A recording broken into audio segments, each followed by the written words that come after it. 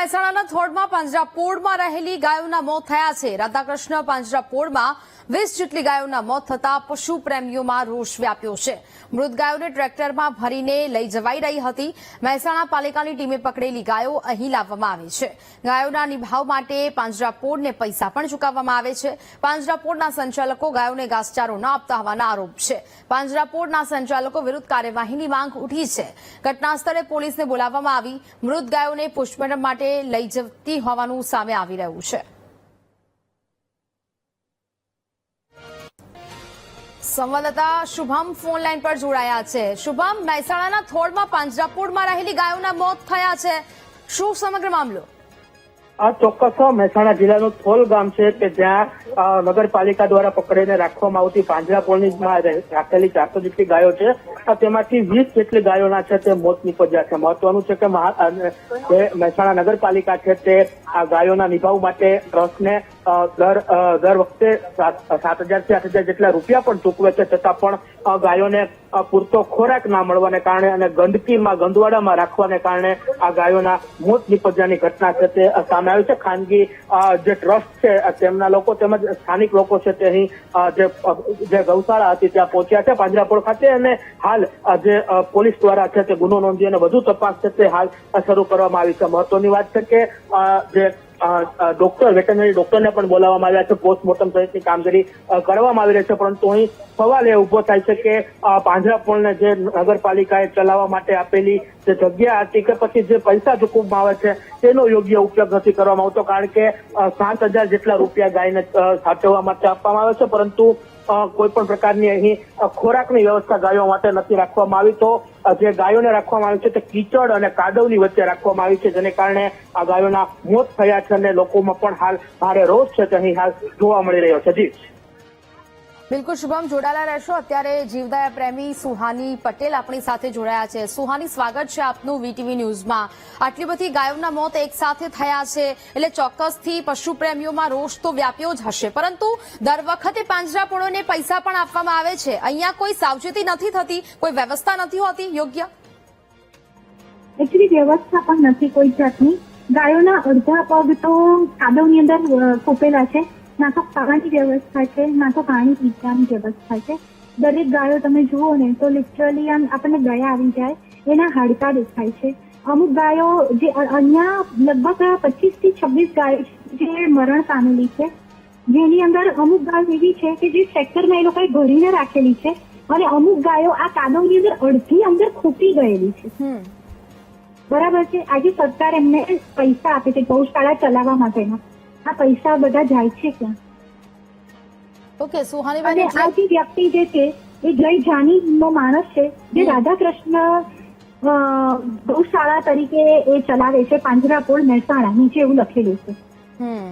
Okay સુહાનીબેન, એટલે પાંજરાપોળોને પૈસા પણ ચૂકવવામાં આવે છે ગાયોને ઘાસચારો માટે અથવા તો તેમની કોઈ પણ મેડિકલ સુવિધાઓ માટે, પરંતુ અહીંયા સાવચેતીનો અભાવ જોવા મળી રહ્યો છે। આવા તો અનેક અમદાવાદના કે અથવા તો પછી રાજ્યના પાંજરાપોળો હશે જે આ પ્રકારની સ્થિતિ હશે ને જેને કારણે આટલી બધી ગાયો છે તે એક સાથે મૃત્યુ પામતી હશે, પરંતુ અહીંયા કોઈ જ વ્યવસ્થા કે પછી કોઈ પણ પ્રકારની આવી ગાયોના મૃત્યુ થાય તો કાર્યવાહી નહીં થતી હોય?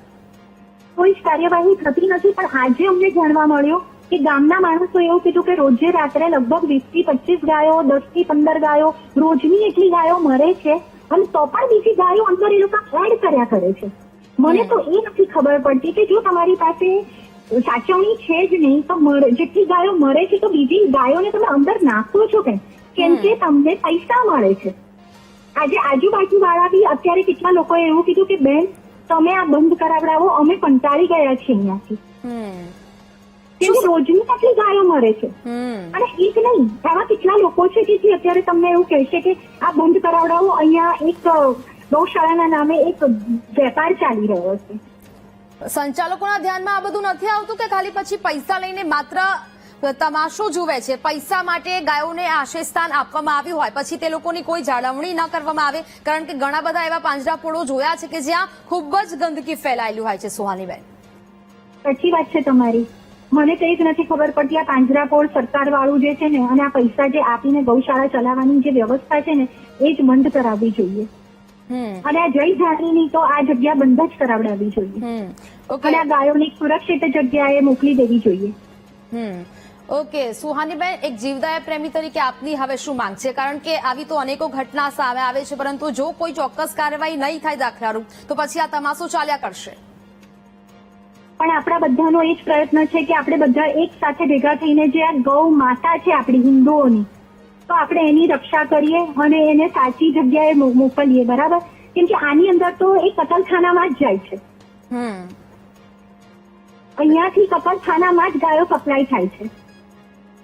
તો આવી જેટલી બી પાંજરાપોળ છે કે જેટલા બી આવા ગૌશાળા લઈને બેસી ગયા છે, એ બધાની ઉપર એકચ્યુઅલીમાં પબ્લિકમાંથી જ અમુક એરિયામાંથી માણસોને ઉભા કરવા જોઈએ કે એ લોકો બી એની ટાઈમ ત્યાં આંટો મારવા જઈ શકે અને ત્યાંની દેખરેખ રાખી શકે. અને જો એ લોકો ન રાખે, નથી બરાબર વ્યવસ્થા, નથી ગાયોને પૂરતું મળી રહ્યું ખાવાનું કે નથી પાણી, તો તમે એની ઉપર લીગલી કાર્યવાહી કરી શકો. એટલી જનતાને પણ ઓથોરિટી આપવી જોઈએ. આજે નરેન્દ્ર મોદી આટલા નાનકડા એક ગાયના બચ્ચાને પોતાના ઘરે રાખી રહ્યા છે, તો એ જ મોદી સાહેબને મારી એટલી વિનંતી છે કે પશુ માટે પ્લીઝ કંઈક કરો. બિલકુલ સુહાનીબેન, સંચાલકો તો ધ્યાન નથી રાખી રહ્યા, પરંતુ નથી લાગી રહ્યું કે હવે લોકોએ પણ આ ધ્યાન રાખવું પડશે, કારણ કે આવા તો અનેકો પાંજરાપોળ છે જે ગુજરાતમાં આવેલા છે, અમદાવાદમાં પણ આવેલા છે, અને ત્યાં માત્ર આવા સંચાલકો હોય છે જે પૈસા લઈને સંતોષ માની દે છે, પરંતુ આવા જે પાંજરાપોળો મોટા મોટા ખોલી દેવામાં આવ્યા છે, ત્યાં કોઈ વ્યવસ્થાઓ છે તે નથી જાળવવામાં આવતી, ને પછી ત્યારબાદ આવી ગાયો છે તે મોતને ભેટતી હોય છે, કારણ કે ઘાસચારો તો નથી જ આપવામાં આવતો. આપે પણ કહ્યું કે જ્યાં જે શાળાઓ છે, પાંજરાપોળો છે, ત્યાં પ્રકારની પરિસ્થિતિ હોય છે. હવે આખરે માંગ શું છે? કારણ કે આ લોકો વિરુદ્ધ કાર્યવાહી થવી જોઈએ. હવે આ લોકોના વિરુદ્ધ કાર્યવાહી થવી જ જોઈએ. મેં પહેલા બી કીધું અને અત્યારે ફરીથી કહું છું કે આ ગૌશાળા બંધ કરાવડાવો અને પબ્લિકને સોંપો અમુક વસ્તુઓ કે ભાઈ તમે ત્યાં જઈને થોડુંક ધ્યાન રાખો. તમે જુઓ કે એ જે માલિક જે છે, જેને આ સંસ્થા સોંપવામાં આવી છે, એ આ રીતે ધ્યાન આપે છે કે નથી આપતો. પણ આ રાધાકૃષ્ણ નામ વાળું જે છે જય જાની, એને તો કમ્પ્લીટલી બંધ કરાવવાની જ જરૂર છે. ઓકે, બિલકુલ સુહાનીબેન, વીટીવી ન્યૂઝ સાથે વાતચીત કરી તે બદલ આપનો આભાર. તો સરકારે હવે સવાલ અહીંયા અનેક થઈ રહ્યા છે પાંજરાપોળના સંચાલકો વિરુદ્ધ. આખરે કેમ કાર્યવાહી નથી થતી? પાંજરાપોળમાં અનેકો વખત ગંદકીનું સામ્રાજ્ય જોવા મળે છે. પાંજરાપોળમાં એક સાથે 20 ગાયોના મોતનું કારણ શું છે? અબોલ ગાયોના મોતનું જવાબદાર આખરે કોણ છે અને તેમના વિરુદ્ધ હવે કાર્યવાહીની માંગ જીવદયા પ્રેમીઓ કરી રહ્યા છે. અત્યારે તો આ સમગ્ર મામલો સામે આવી રહ્યો છે. મહેસાણાના થોળમાં પાંજરાપોળમાં રહેતી ગાયોના જે મોત થયા છે તેને લઈને શુભામ સંવાદદાતા જોડાયેલા છે. શુભામ, અનેક પાંજરાપોળોમાં ગંદકીનું સામ્રાજ્ય પણ જોવા મળે છે. આ મામલો ખૂબ જ ગંભીર છે. આવા સંચાલકો વિરુદ્ધ હવે કાર્યવાહી થાય તેવી જીવદયા પ્રેમીઓની પણ માંગ છે. શુભામ, ચોક્કસ જે કહી શકાય કે આ એક પાંજરાપોળની વાત નથી, પરંતુ થોડા સમય પૂર્વે રાજકોટમાંથી પણ આ જ પ્રકારની ઘટના છે તે સામે આવી હતી. રાજકોટ મહાનગરપાલિકા જે પાંજરાપોળને કામ આપે છે કે જે જગ્યાએ ગાયોને સાચવવામાં આવે છે, તે જગ્યાએ પણ ગાયોના મોત થવાની ઘટના છે થોડો સમય પૂર્વે જ આવી હતી. અને ખાસ વારે આવી ઘટનાઓ છે તે ન માત્ર અમદાવાદ પરંતુ ગુજરાતમાં ઠેર ઠેર છે તે જોવા મળે છે. એક તરફ જયારે ગાયોને માતાનો દરજ્જો આપવામાં આવે છે, તો બીજી તરફ ગાયોની જે સ્થિતિ જોઈ, આ દયનીય સ્થિતિ જોઈ અનેક સવાલો છે તે ઉભા થાય છે. કારણ કે પાંજરાપોળ સંચાલકો છે. બિલકુલ શુભામ, વિગતો સાથે જોડાયા તે બદલ આપનો આભાર. તો હાલ તો કચ્છ એકલધામ મહંત યોગી દેવનાથ બાપુ આપણી સાથે ફોન લાઈન પર જોડાયા છે. બાપુ, સ્વાગત છે વીટીવી ન્યૂઝમાં. હવે એક સાથે 20 જેટલા ગાયોના મોતના સમાચાર આવી રહ્યા છે. રોષ ચોક્કસથી વ્યાપ્યો હોય, કારણ કે કારણ અહીંયા નથી સ્પષ્ટ થતું. પાંજરાપોળોની આ પ્રકારની દયનીય હાલત છે તે સામે આવી રહી છે. શું કહેશો? ચોક્કસ ગાયની બહુ કપડી પરિસ્થિતિ છે, દયનીય સ્થિતિ છે, અને ગાયને જો સંરક્ષણ મળવો જોઈએ, જો ગાયને વ્યવસ્થા મળવી જોઈએ, હકીકતમાં નથી મળતી. આપણે ત્યાં ગાવો વિશ્વ માત્ર સનાતન ધર્મની અંદર ગાય પૂજનીય છે, દેવતા છે, એને પૂજીએ છીએ, માનીએ છીએ, એનું દૂધ પીએ છીએ. પણ જો એની જે ઇજ્જત થવી જોઈએ, જે રીતે એને સાચવણી થવી જોઈએ એવી નથી. આજે આપણે ગાયને ખાલી એક પોલિટિકલ અને બિઝનેસ સમજી લીધો છે, બસ એટલે પૂરતી. આપણે પૂજીને નથી. એટલે આવી દયનીય સ્થિતિ, એટલે હકીકતમાં આ તો દરેક હિન્દુ સમાજ માટે તો શરમજનક વાત છે અને હિન્દુઓને આ વિષય ઉપર તો શરમ કરવી જોઈએ કે જેને અમે પૂછીએ કહેતા હોઈએ અને આવી પરિસ્થિતિ અને આ વિષયનો જો પણ એનો જવાબદાર વ્યક્તિ છે ચોક્કસ એને પર સખ્ત કાર્યવાહી થવી જોઈએ. પરંતુ બાપુ, આ લોકોને જો જાળવણી કરવી જ નથી હોતી તો પછી આ લોકો આવા પાંજરાપોળોનું સંચાલન આખરે કેમ કરતા હશે? માત્ર પૈસા કમાવા માટે આ લોકો આવા પાંજરાપોળ ઉભા કરી દેતા હશે? જો સાચા જે અમુક જે પાંજરાપોળો છે ત્યાં 100% ગાયોનું રક્ષણ થાય છે, ગાયોની સેવા પૂજા થાય છે. જો સાચા છે ને જો એ ખાલી કાગળો ઉપર લઈને ખાલી સબસિડી મેળવવા માંગતા હતો, એ તો ચોર લોકો હોય છે ને એને ખાલી પૈસા જ કમાવાના હોય છે. એને કોઈ ગાયથી કઈ લેવો દેવો નથી હોતો, ગાયના નામે ખાલી ચરીને ખાવાના હોય છે. તો આવા જે પણ લોકો હોય ને આવી રીતે એક ગાયને બિઝનેસ સમજીને જો કામ કરતા હોય છે, મારો માનવો છે ચોક્કસ આવા લોકો સામે કડક કાર્યવાહી થવી જોઈએ.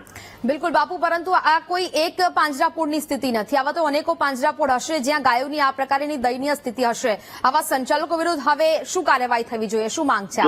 જો બી કોઈ બી પાંજરાપોળ છે ને આવી દયનીય જેને પરિસ્થિતિ છે એને હું કહું છું એને સામે સખ્ત કાર્યવાહી થવી જોઈએ. આવી જે પણ જ્યાં આવો ચાલી રહ્યો છે એનું નિરીક્ષણ થવું જોઈએ, એની તપાસ થવી જોઈએ કે સાચી જગ્યાએ શું છે, સાચી તેની સેવા થાય છે કે હકીકતમાં ખાલી પૈસા મેળવવાનો કે ધંધો આદરીને બેઠા છે, એની તપાસ થવી જોઈએ ને. અગર આવો જ્યાં પણ નીકળે છે ખાલી બિઝનેસ કરીને બેઠા છે ગાયને નામે, એને સામે સખ્ત કાર્યવાહી થવી જોઈએ. બિલકુલ બાપુ, વીટીવી ન્યૂઝ સાથે વાતચીત કરી તે બદલ આપનો આભાર.